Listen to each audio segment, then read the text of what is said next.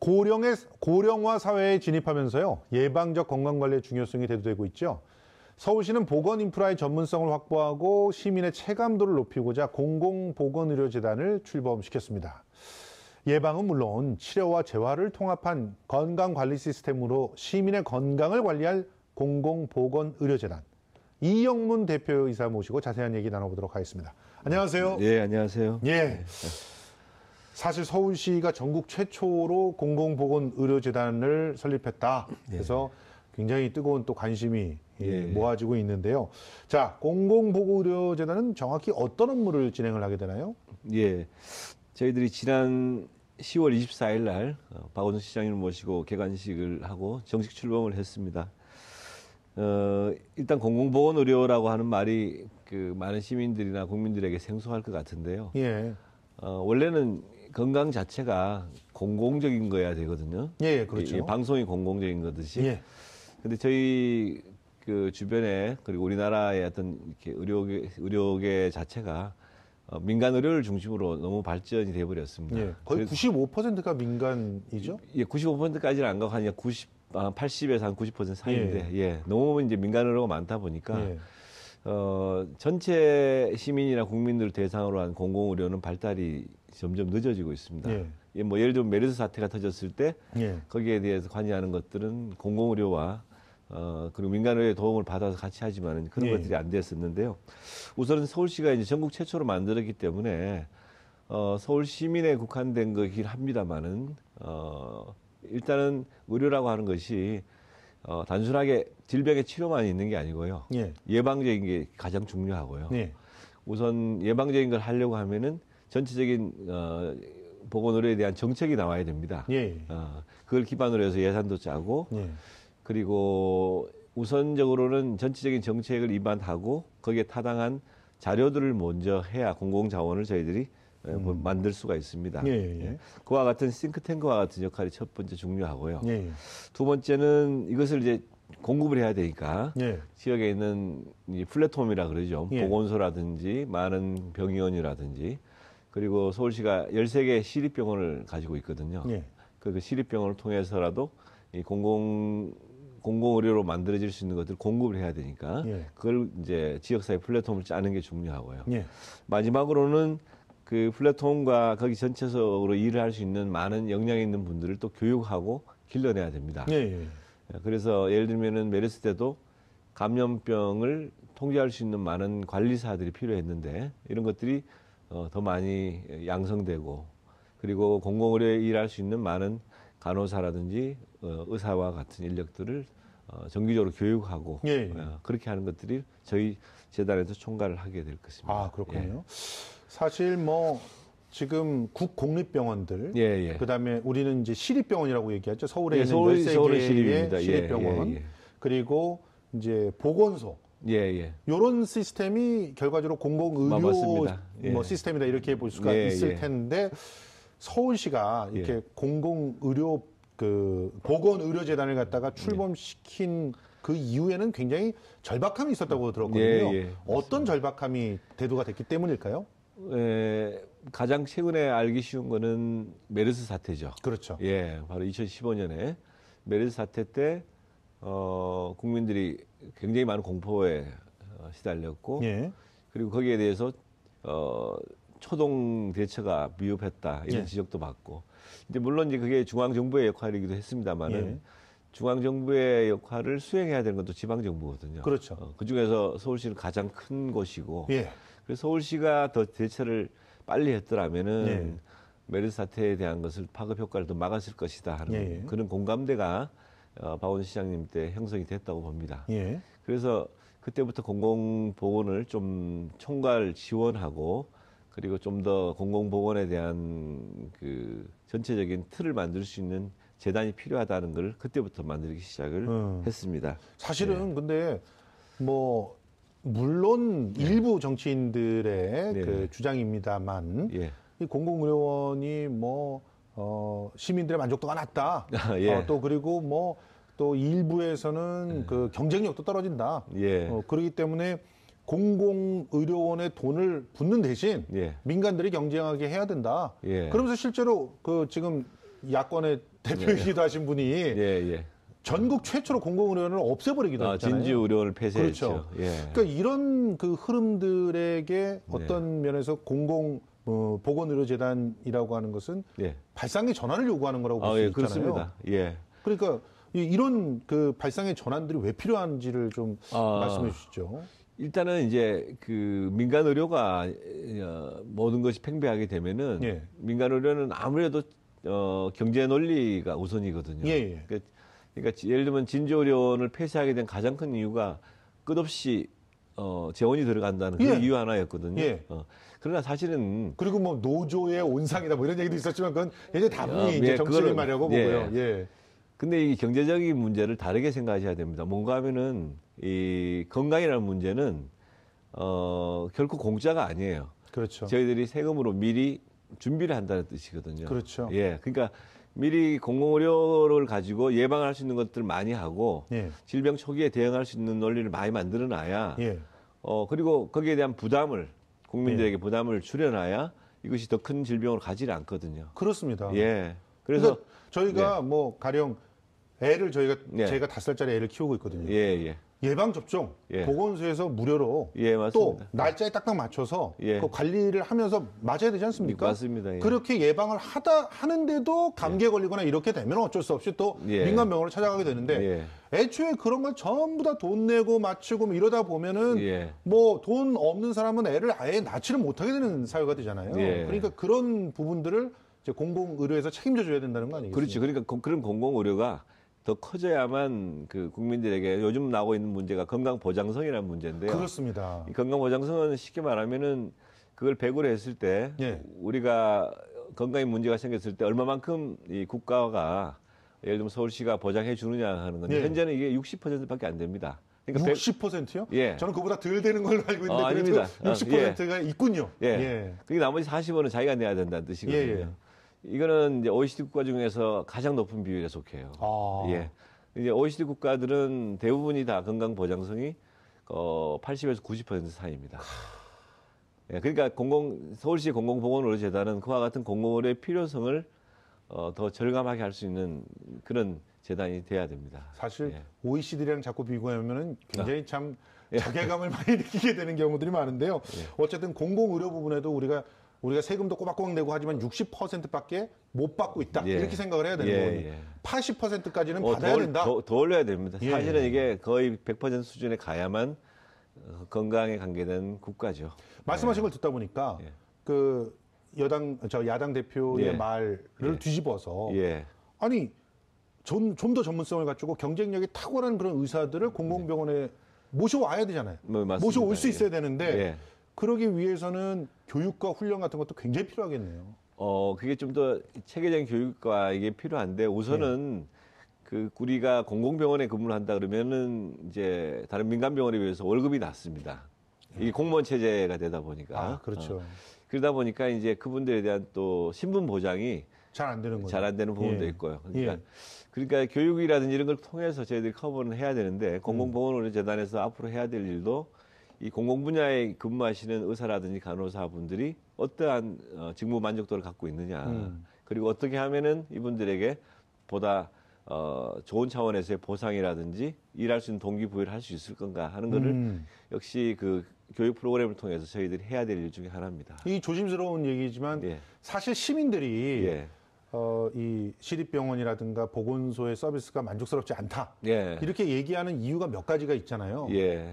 너무 잘 알고 계시죠? 우리 원래 국립병원장으로 계셨기 때문에 어떤 부분이 제일 문제이고 어떻게 개선을 할 수가 있을까요? 이게 국민들에게도 보면은 크고 화려한 거에 좀 익숙해져 있거든요. 맞습니다. 그러니까, 기계들도 뭐 새로운 것들 많이 들여다놓고 그런 거 익숙해 있는데 예를 들면 뭐 이게 빅4라고 불리는 큰 병원들, 그런 병원에 비교하자면은 저희들이 낮죠.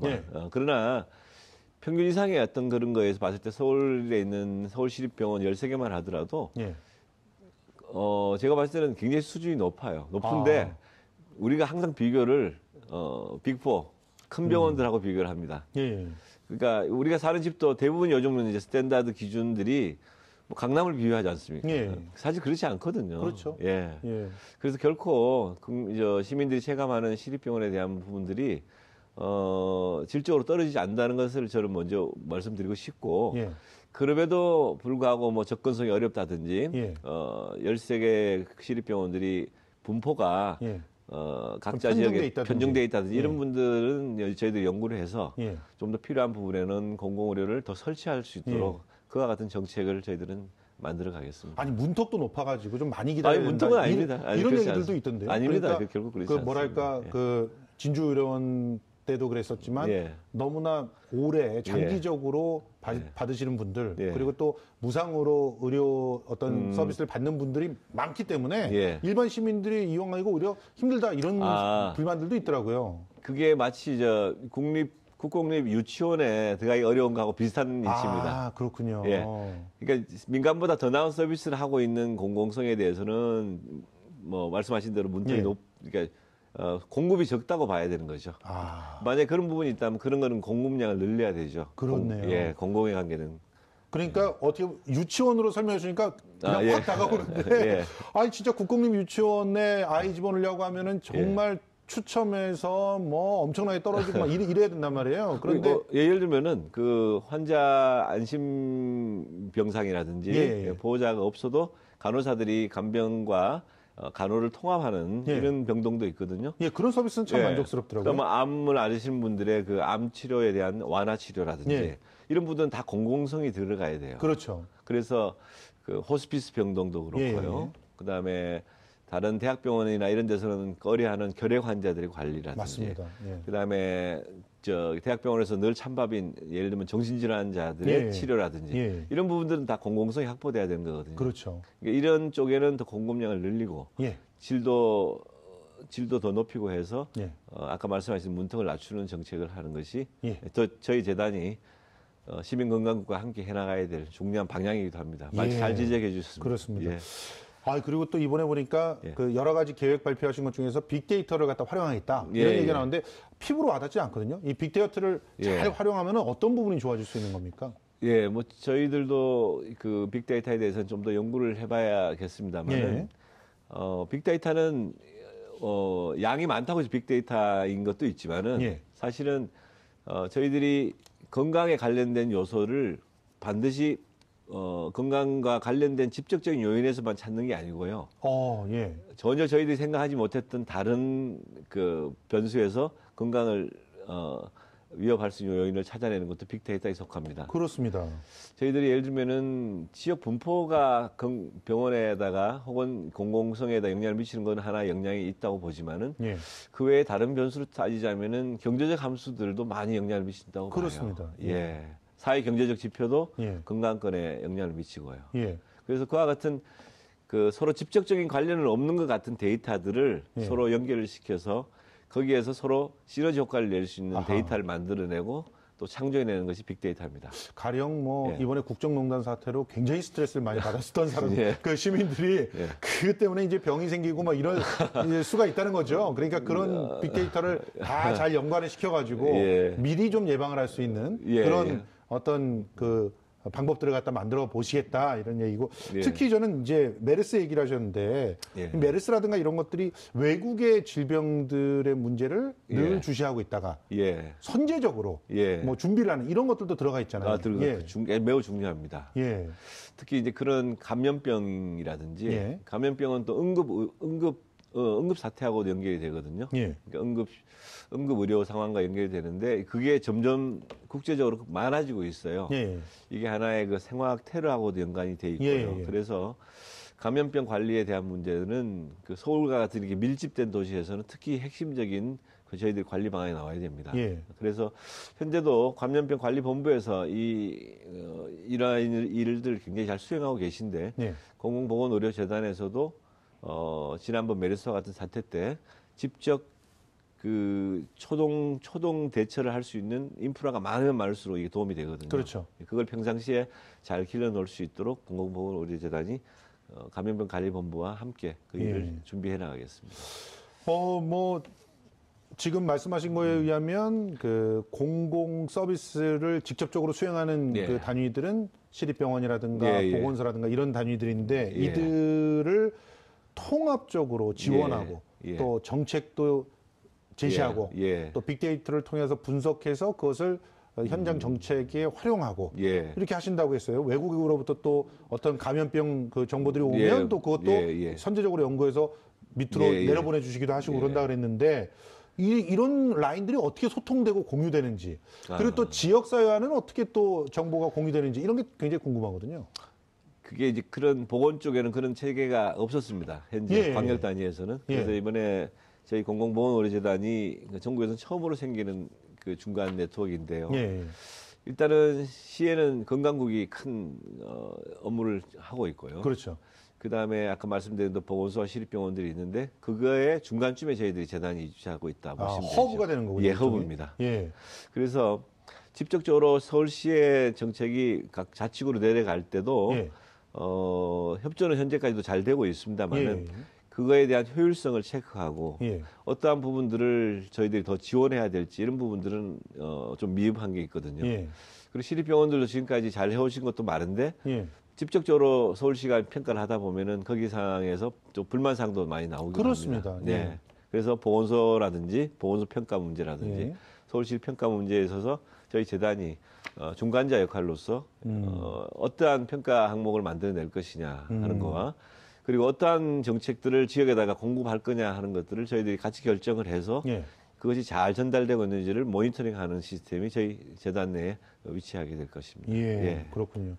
어떤 면에서는 서울시와 직접적으로 만났을 때 생길 수 있는 잡음이나 또 혹은 오해들을 공공보건의료재단에서 많이 줄일 수 있다는 생각이 듭니다. 그렇습니다. 그런데 지금 사실은 뭐 예산이 지금 1년에 한 40억 정도 책정되어 있는 걸로 알고 있는데 좀 부족하지 않습니까? 뭐 예산은 많으면 많을수록 좋죠, 저희들이. 그러니까요. 좀 더 지금 하시려고 계획하는 그런 것들을 보면은 상당히 정말 다양한 영역으로 확장될 수 있는 가능성들도 많고 그런 측면에서 미리 여기에 예산을 조금 들여놓으면은 더 큰 예산들을 갖다 좀 아낄 수 있는 것 같다는 생각이 들거든요. 맞습니다. 좀 더 적극적으로 예산의 편제도 좀 필요할 것 같은데 어떻게 생각하시나요? 현재 저희들이 그 인력을 45명 정도의 직접적인 연구원들과 그리고 또 지역 단위에서 직접 실행할 수 있는 실행 조직까지 맞추면은 한 100여 명 정도를 생각을 하고 있는데 그래 되면 이제 예산이 훨씬 더 커질 거로 생각을 합니다만 그 예산이 꼭 많다고 일을 잘하는 건 아니라고 개인적으로 생각을 해요. 물론 제가 그렇다고 예산을 뭐 거절하겠다는 뜻이 아니라 예산이 많으면 좋은데 저희들이 어떻게 효율적으로 더 쓰냐 하는 문제이기도 하고요. 직접적으로 사업에다가 투입하는 예산을 현재 뺀 상태거든요. 그러니까 순수하게 연구하고 또 순수하게 실행할 수 있는 거버넌스를 까는 그와 같은 정도의 예산이기 때문에 빠듯하지만은 저희들이 열심히 더 해서 직접적으로 생산성과 연결될 수 있는 연구로도 저희들이 해나가도록 노력하겠습니다. 사실은 지금 이제 시민들이 직접 체감할 수 있게끔 하는 어떤 그 공공보건의료재단의 어떤 역할이라면 주로 사업을 통해서 가능할 것 같거든요. 그러니까 그런 사업들을 앞으로는 진행해 나갈 거라고 보셨는데 지금 제가 보기에는 이 뭐 예를 들어서 환자 안심 돌봄 사업 이런 거 그 얘기를 하고 계시던데 돈이 꽤 들 것 같거든요. 그 비용은 이제 직접 그 프로그램을 시행하는 병원 쪽으로 바로 또 가게 돼 있습니다. 이런 건 어떤 내용인가요? 환자 안심 돌봄 사업 이런 것들은? 그 말씀 그대로 병원이라고 하는 것 자체가 가게 되면 보호자가 또 수행을 해야 되고 그리고 그 안에서도 체감하지 못하는 부분이 상당히 많이 있거든요.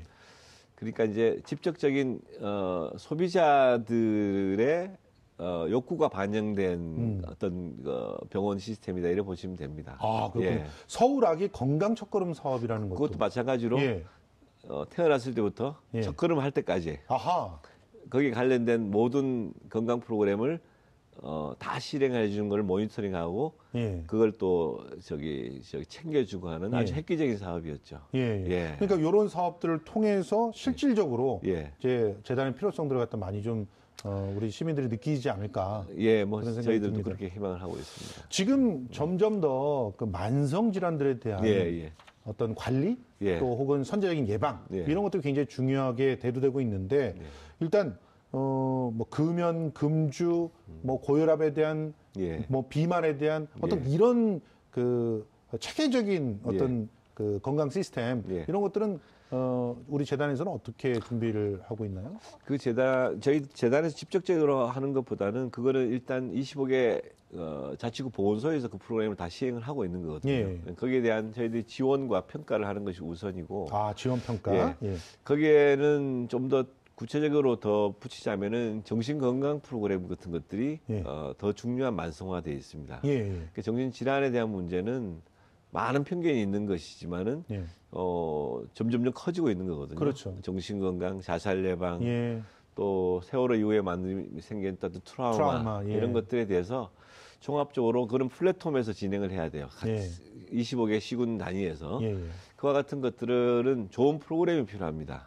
아까 아기 첫걸음에 대해서도 또 단순하게 신체 건강만 해줘야 되는 게 아니고 아기에게 필요한 정서적 지원이 무엇인가 빠져 있거든요. 그래서 저희들이 신체 건강 분야만이 아니라 정신 건강의 분야까지 확대한 그러한 이 소프트웨어를 가지고 지역에다가 같이 프로그램을 해나갈 생각입니다. 인재 양성을 위한 그런 계획들도 마련되어 있다면서요? 가장 어려운 일인데요. 서울은 교육기관도 많고 교육도 많이 하고 있습니다. 많이 하고 있는데 연속적인 사업으로 이게 이루어지지 않고 있는 거로 파악을 하고 있어요. 그래서 장기적 비전으로 해서 예를 들면은 영유아의 사업 중에서도 이 사람들에게 단계적인 교육이 필요하거든요. 예를 들면은 영아기 때 필요한 거하고 유아기 때, 그 다음에 아동기, 각각 그 인생의 그 생애 주기별로 교육과 실행해야 될 것이 다 다른데 이런 것들에 대한 전문성이 저희들이 떨어진다고 보고 있습니다. 그래서 좀 더 시민들과 함께 공공 아카데미를 만들자. 하나의 예상되는 이제 제목인데요. 시민 건강 학교와 같은 것들. 그러니까 상식적으로 우리가 법률을 배우지 않습니까? 그렇죠. 마찬가지로 건강에 대한 것들이 정보가 너무나 난무한데 체계적인 어떤 그 교육으로서의 건강에 대한 문제는 적다고 봅니다. 그래서 저희 그 재단 이름이 영어로는 그래서 서울 헬스 파운데이션이에요. 그러니까 보건의료라고 하는 것을 질병으로만 인식하지 말고 건강권, 건강에 대한 권리로서 인정을 한다면은 왜 그 공공보건의료재단이 서울 시민들의 건강권을 지키기 위해서 필요하구나 하는 생각을 하실 수가 있을 것 같습니다. 마지막으로 이제 서울시 공공보건의료재단 앞으로 운영 계획 짧게 이렇게 정리해 주시죠. 해야 될 일은 많고, 그리고 숙제들이 매우 산적해 있습니다. 산적해 있지만은 하나하나 지역의 많은 인프라들과 협력하고 그리고 13개 시립병원, 25개 보건소 그리고 서울시 의사회, 서울시 약사회 이런 부분들이 다 저희들 파트너입니다. 그래서 공공의료만 하겠다는 뜻이 아니라 민간의료를 저희들이 어떻게 하면 또 같이 지원할 수 있는 방안 그리고 기존에 있는 공공자원 내부의 문제 그리고 외부의 문제 더 나아가서는 서울뿐만 아니라 동경, 뉴욕과 같은 그런 메가시티들의 공공보건 정책들을 저희들이 잘 배워서 서울시에 합당한 보건 정책을 만들어내는 일을 하고 우리가 하는 이런 일들이 모범이 돼서 전국에 많은 광역단체에도 공공보건의료재단이 만들어지면은 대한민국이 더 건강해지지 않을까 하는 그런 생각을 해보고 있습니다. 그렇게 돼서 전국 단위의 공공보건의료재단의 네트워크가 생긴다면 또 굉장히 큰 역할을 할 수 있지 않을까 이런 생각이 듭니다.